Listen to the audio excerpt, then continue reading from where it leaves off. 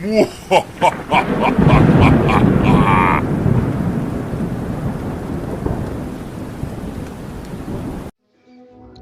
दोस्तों, आशा करता हूँ आप सब बहुत अच्छे होंगे। कहानी अच्छी लगे तो लाइक और सब्सक्राइब करिएगा और बेल आइकन ज़रूर प्रेस करिएगा।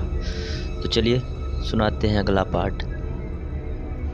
विजयकांत को जब होश आया तब उसने देखा कि वो एक घर के आंगन में लेटा हुआ है।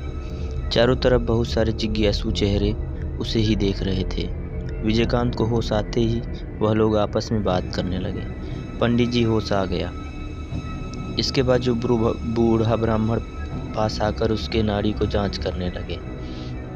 उन्हें देखकर विजयकांत आश्चर्य में पड़ गया, क्योंकि यही वो आदमी है जिसके घर विजयकांत आ रहा था।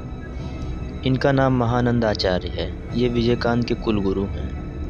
अपने पिता के निर्देश से एक जरूरी चिट्ठी पहुंचाने के लिए वह इनके पास आ रहा था। विजयकांत के उठकर बैठते ही महंत जी बोले, आज आराम कर लो, कल तुम्हारी सभी बातों को सुनूंगा। तुम खेत में बेहोश होकर पड़े थे। खेत में जाने वाले लोग ने जब तुम्हें देखा तो मेरे पास लेकर आए। मैं उन्हें थोड़ा बहुत औषधि दे देता हूँ, इसलिए मेरे ऊपर वो सभी भरोसा करते हैं। तुम्हें पूरे शरीर में मिट्टी व कीचड़ लगा था, इसलिए पहले मैं पहचान नहीं पाया। उन्होंने तुम्हारी जेब से एक चिट्ठी निकाल कर मुझे दिया, तब मुझे पता चला कि तुम रामदास के लड़के हो। बेटे, तुम शायद गलती से शमशान की तरफ चले गए थे। कल रात बहुत ही भयानक था। कुछ ग्रहणी नक्षत्र अमावस्या में ही कोई भी गृहस्थ व्यक्ति घर से बाहर नहीं निकलता। तुमने बहुत ही बड़ी गलती कर दी थी। इस दिन बाहर निकलकर तुम्हारे ऊपर जरूर ईश्वर की कृपा है, वरना इस बार तो बचना मुश्किल था। 2 दिन यहीं पर रहो, जब ठीक हो जाओगे तब घर चले जाना। बूढ़ी माँ की देख रेख से विजयकांत एक ही दिन में ही ठीक हो गया। केवल दिमाग व मन में जो आतंक था वह समाप्त नहीं हुआ। अगले दिन सुबह महानंद जी ने विजयकांत से उस रात की पूरी घटना को सुना।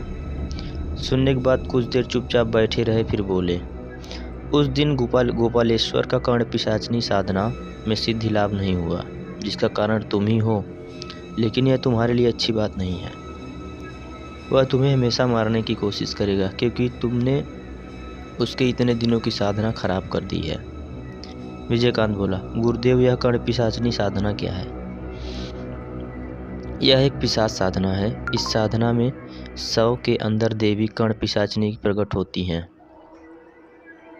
अगर वो संतुष्ट हो गए तो जीवन भर हमेशा साथ रहेंगी। किसी भी व्यक्ति या वस्तु के बारे में साधक को सबसे पहले कर्ण पिशाचनी कानों में बता देगी। इसे सिद्ध करने वाले साधक किसी का भी भविष्य जान सकते हैं तथा बहुत सारे शक्तियों को पाते हैं। पिशाच साधना निम्न श्रेणी की साधना होती है। इस साधना के वक्त वातावरण लाश सड़ने जैसी गंध से भर जाती है। ऐसे साधक नर मांस भी खा सकते हैं। विजयकांत आश्चर्य होकर सुनता रहा, फिर बोला, लेकिन क्या वह मुझे छोड़े देंगे? मैंने तो उनकी साधना को भंग कर दिया। मैं तुम्हें महामृत्युंजय कवच दूंगा, जिससे वह तुम्हें मार नहीं पाएगा, लेकिन बार बार तुम्हें परेशान और तुम्हारे सामने विपत्ति आएगा। लेकिन गुरुदेव, मैंने तो कुछ भी जानबूझकर नहीं किया। आखिर वह ऐसे भयानक दृश्य को देखकर कौन नहीं डरेगा? बेटा, मैं सब कुछ समझ गया, लेकिन जो पिशाच साधना करते हैं वो अलौकिक सुखों के अभिलाषी होते हैं। अगर उसमें बाधा पड़ती है तो वो बहुत ही ज़्यादा क्रोध से भर जाते हैं। फिर भी तुम चिंता मत करो, आज रहो और कल कवच लेकर चले जाना। अगले दिन हमेशा के लिए अभिशाप और महामृत्युंजय कवच को साथ लेकर विजयकांत बैलगाड़ी में बैठकर स्टेशन की ओर रवाना हुआ। उस कुछ ग्रहणी अमावस्या की रात को शमशान के आसपास दूर दूर से कुटी में रहने वाले देवी भक्त वो सितारा बजाकर ईश्वर नाम जप करने वालों को एक भयंकर क्रोध हाहाकार की आवाज़ सुनाई दिया। इसे चिल्लाहट या हुंकार कहें। इस बात को वह सरल डरपोक लोग समझ नहीं पा रहे थे। वो सभी केवल आवाज़ को सुनकर आंख बंद करके कांपते रहे, मानो आतंकित होकर अपने छोटे बच्चों को सीने से लगाए रखा। हुंकार की आवाज़ ऐसी थी मानो बाघ से उसका शिकार किसी ने छीन लिया है, अथवा जैसे किसी के आंखों में गर्म लोहे की तीली डाल दिया गया है। सुबह डरते हुए उन्होंने अपने घर व कुटी से बाहर निकलकर देखा, नहीं कहीं कोई भयानक घटना की चिन्ह नहीं है। केवल जहाँ बड़े बड़े पेड़ों से घिरे एक जगह पर अक्सर राह चलते साधु अपना डेरा बांध लेते हैं। वहीं पर एक यज्ञ कुंड और एक खोपड़ी तथा कुछ अधजला लकड़ी पड़ा हुआ है। वहीं पास में एक लड़की का शव भी है। एक कपड़े से शव को ढककर वो सभी नंद ठाकुर के पास चले गए। उन्होंने एकमात्र गुरु महाशय महानंद आचार्य जिन्हें वो सभी नंद ठाकुर कहकर बुलाते थे। महानंद जी ने उन लोगों से सब कुछ सुना, फिर बोले, चलो मैं एक बार उस जगह को देख लेता हूँ। सब कुछ देखकर महानंद जी समझ गए कि कोई यहाँ पर तंत्र साधना कर रहा था। शायद साधना में कोई बाधा उत्पन्न हुई, इसलिए शव के साथ साधन सामग्री भी यहीं पर रखा हुआ है। वहाँ उपस्थित दूसरे लोग थोड़े ज़्यादा डरपोक हैं। अगर उन्हें सब पता चल जाए तो डर जाएंगे, इसलिए उन्होंने बोला, कल कुछ ग्रहणी अमावस्या था, पास ही शमशान है। इस रात को बहुत सारे अशुभ शक्ति जमीन पर आते हैं, अलौकिक घटनाएं घटती हैं, लेकिन तुम सभी को डरने की कोई ज़रूरत नहीं है। अब इस जगह को नदी के पानी से धो डालो और सबको शमशान में ले जाकर इसका दाह संस्कार करके फिर नदी में नहा धोकर चले आओ। मैं हूँ, डरने की कोई ज़रूरत नहीं है। यह सुनकर सभी दाह के कार्य में लग गए। इसके बाद महानंद जी घर लौट आए। वहाँ एक और घटना, खेत में बेहोश पड़े विजयकांत को किसानों ने उसके घर उठा कर लाया है। होश आने के बाद उसके पास से सभी घटना व तांत्रिक के शरीर गढ़न को सुनकर महानंद जी समझ गए कि यह गोपालेश्वर के अलावा और कोई नहीं हो सकता। गोपालेश्वर उनके बचपन का साथी है। अब हम गोपालेश्वर के बारे में कुछ जान लेते हैं। गोपालेश्वर इसी गांव के एक गरीब पंडित का लड़का था। उसके पिता का नाम राम मुखर्जी इस टोली में यहाँ के पुजारी थे। योग मार्गदर्शन का अभ्यास करते तथा वास्तुशास्त्र, ग्रह नक्षत्र व कुंडली भी देखते थे। वह सात्विक व अच्छे आदमी थे, सरल जीवन यापन में विश्वास रखते थे। अपने एकमात्र लड़के गोपाल के हाथों की रेखाओं को देखकर उन्हें अशुभ भविष्य का पता चला था। बचपन से ही गोपाल के मन में भोग देखकर शक्ति पाने की इच्छा रहती। जब तक उसकी माँ जिंदा थी तब तक उसे गलत रास्ते से रोकती और दूर रखती थी। लेकिन गोपाल की माँ का बुखार से जब देहांत हुआ तब गोपाल 17 साल का था। कुछ दिनों बाद ही वह गांव के बाहर शमशान में कुछ साधुओं से जाकर मिला और दिन भर उन साधुओं के साथ समय बिताने लगा। तंत्र विद्या सीखने के लिए उन साधुओं की सेवा करता। इसके बदले उसे गांजा और भांग की प्रसाद मिलती तथा कुछ छोटे मोटे जादू भी सीख लेता। राम के कई बार समझाने पर भी उसके दिमाग से यह बुखार नहीं उतरा। इसके कुछ दिनों बाद गांव में कुछ घटनाएं होने लगी। गांव में अक्सर ही छोटे पशुओं का मरा हुआ शरीर मिलने लगा।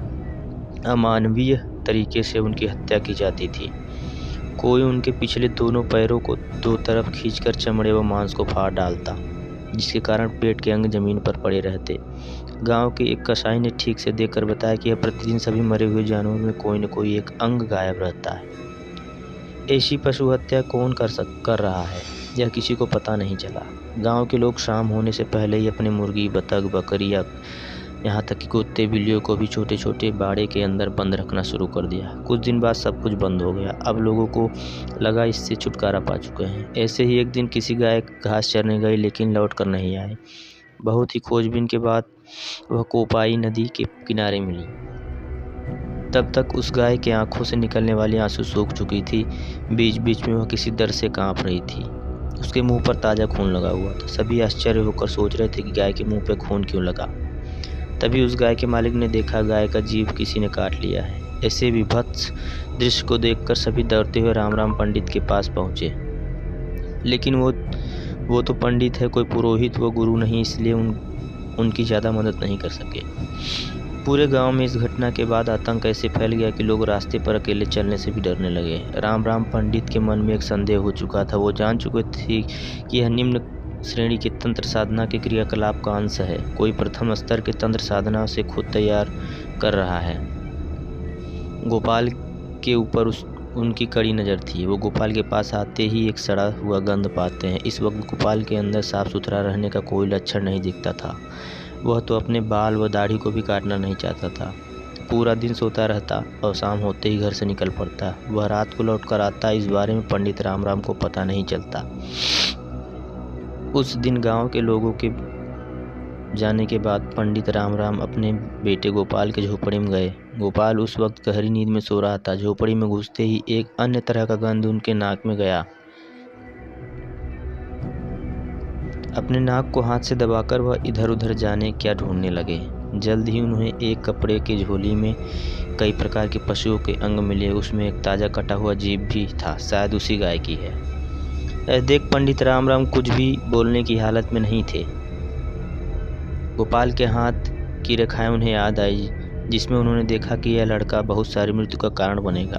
भोग लालसा के लिए वो बहुत दूर तक जा सकता है। अपने भाग्य को वो कोसने लगे। ब्राह्मण परिवार में यह कौन पैदा हो गया, अब वो क्या करें, सोचते हुए उनका सिर चकराने लगा। किसी तरह से दीवार से खुद को संभाला, लेकिन आवाज़ से गोपाल जाग गया। अपने क्रियाकांड वाले वस्तुओं के सामने पिता को खड़ा देख उसके मुंह से क्रूर हंसी निकली आई और वह बोला, आपको जब सब कुछ पता ही चल गया है तो यहाँ पर और समय व्यर्थ की मत कीजिए। पंडित राम कुछ देर शांत होकर खड़े रहे। इसके बाद कड़क आवाज़ बोले, तुम अभी इस घर को छोड़कर बाहर निकल जाओ। तुम्हें मैं अपने घर से बेदखल करता हूँ। कभी भी इस घर की तरफ मुड़कर मत देखना। इतना बोलकर पंडित राम झोपड़ी से निकलकर गमछा लेकर कोपाई नदी में नहाने चले गए। बहुत देर तक नदी में नहाने के बाद जब वो घर लौटे, उस वक्त गोपाल जहाँ रहता था वह झोपड़ी खाली हो चुकी थी। अगले दिन पंडित राम ने पूरा घर धोकर शुद्धि पूजा समाप्त किया। उसके बाद गांव में होने वाले सभी उपद्रव समाप्त हो गए। गोपाल अपने भविष्य के पथ पर खो गया। घर से निकाले गोपाल की मृत्यु हुई, लेकिन गोपालेश्वर बचा रहा।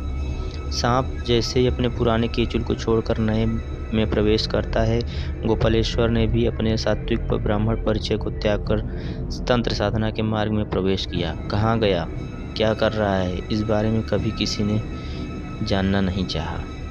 आगे की कहानी अगले भाग में। धन्यवाद।